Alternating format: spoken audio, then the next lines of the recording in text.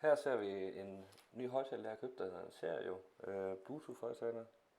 Den tænker jeg lige at lave en hurtig anmeldelse af, da jeg ikke kunne finde noget andre steder online, der forklarer noget om den.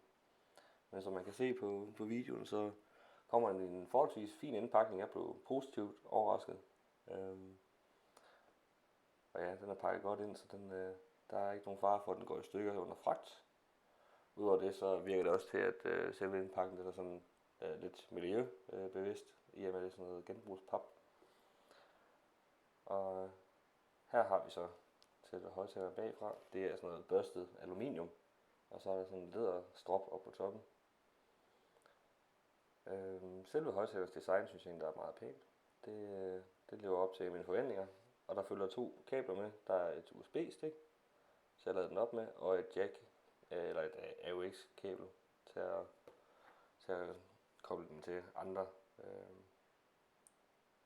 ting. På den her knap, der tænder man den, og når den tændt, så når vi til at connecte til telefonen, så lyser den først rød og blå. Når den er connected, så lyser den så blå i blink der. Det er tændknappen. Der har vi skrue ned knappen, og pause, stop, og skrue op knappen. Skrue op og ned, det fungerer også som næste tilbage og frem i numre på telefonen.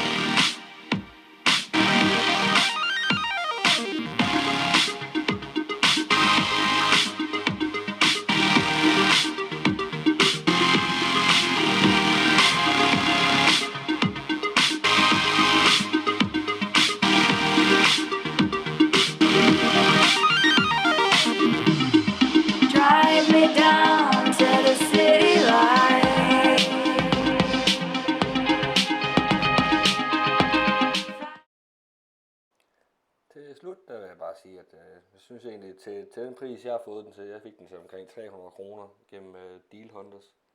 Der synes jeg faktisk, det er en fair nok pris. Jeg synes ikke, at den er 1000 kroner værd, som nogle hjemmesider de mener, at det skal have for den. Men til 300 kroner, der synes jeg, det er et fornuftigt køb.